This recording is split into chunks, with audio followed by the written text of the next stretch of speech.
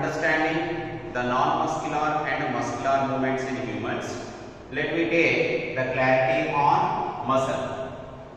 The muscle is mesodermal origin during embryonic development. During embryonic development, the muscles are derived or originated from the mesoderm. So the total muscles, if you see the 40 to 50% of the total body weight, which is alone given by muscles. How much percentage? 40 to 50% of the total body weight alone from the muscles. The remaining amount, the maximum by the bones.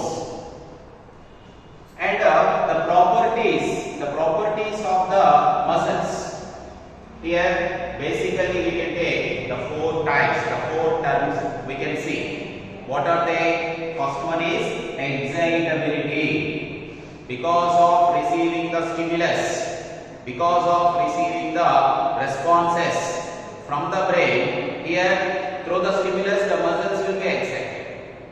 During the muscle contraction, excitability is a very essential property. So the first one is excitability through the stimulus. Contractility. So muscles will show the property of contraction and relaxation. So this is contractility. And extension. The muscles also, they show the property of extensibility. They do extend. And finally elasticity. Due to the elasticity nature, they show the property of contraction and relaxation process. Here the muscles are categorized into three types. On what basis?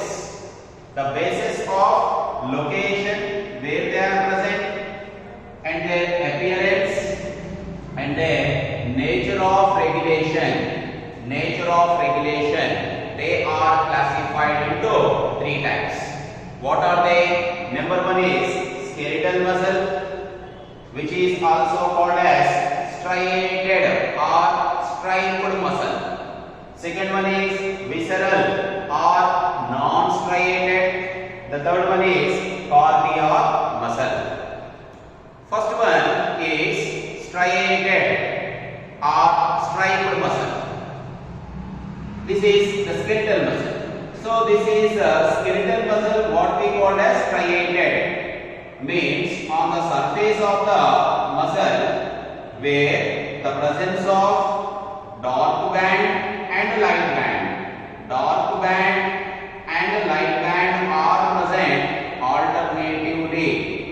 So hence these are appearance as stripes or striated. So the skeletal muscles are due to presence of alternative dark and light bands. These are striated muscles.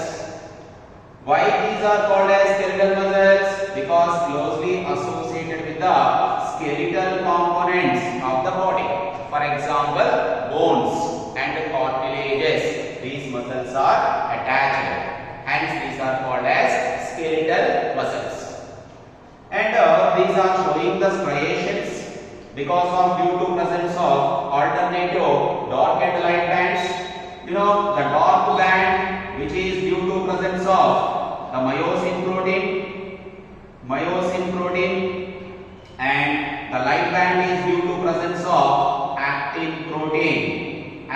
protein. The next we continue the total structures of the contractile proteins we discuss in detail. First try to understand due to alternative arrangement of these myosin and actin, the two proteins which the appearance is giving as striated. Hence these muscles are called as striated muscles.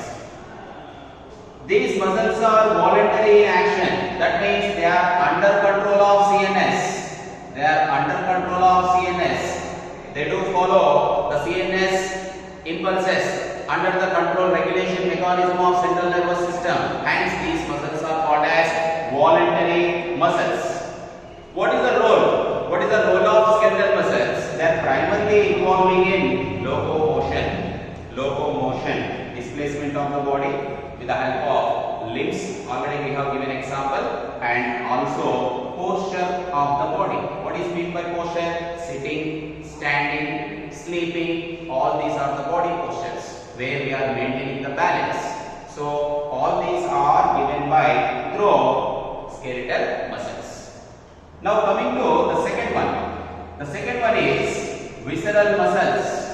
Viscera means the hollow organs which are present into the inside the body space, into the abdomen, thorax and abdominal cavity. These visceral organs are present.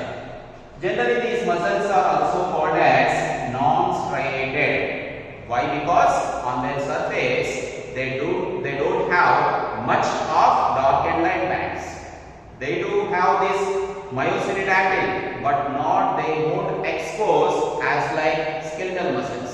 Hence, generally stripes are not appears on the surface of these visceral organs. Hence, these are called as non-striated muscles. Where do these muscles are present? These are present in inner wall of hollow visceral organs. Can you give some examples of hollow organs? Gastrointestinal tract. Second one is reproductive tract. Gastrointestinal tract is also called as alimentary canal inside the wall, and reproductive tract inside the inner wall, which is made up with visceral muscles. So here the no striations, smooth appearance, hence these are also called as smooth muscles. These are also called as smooth muscles because of no striations. These are not under control of CNS. They are directly connected with the spinal cord. Through the spinal cord, they are regulated. Hence, these are called as involuntary in their action. Hence, these are called as involuntary muscles. What is the main role of these visceral muscles? One is transportation of food in gastrointestinal tract, movement of the food particles into the hollow spaces of the alimentary canal, that is gastrointestinal tract, and gametes are moving into the reproductive tract, hollow spaces, where these smooth muscles are present. Now coming to the third one, very specialized muscles, only present in the wall of heart, are called as cardiac muscles. Cardiac muscles are generally branching pattern. These are also involuntary in action. Involuntary, restless. They do function restless. They never show the property of fatigue. Fatigue is restless condition. So these cardiac muscles continuously, because of autorhythmic center, because of the SCA node and AV node, continuous impulses are generated, and these are not under control of brain.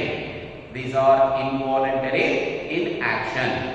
And the stripes are also present. Hence these are called as striated.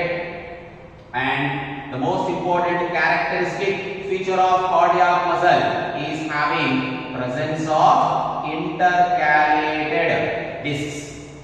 What is meant by intercalated disc? A dark, thick bands are present on the surface of cardiac muscles, which are generated impulses are continued throughout the length of the wall of the heart muscles through these intercalated discs because of presence of the gap junctions. So these are three types of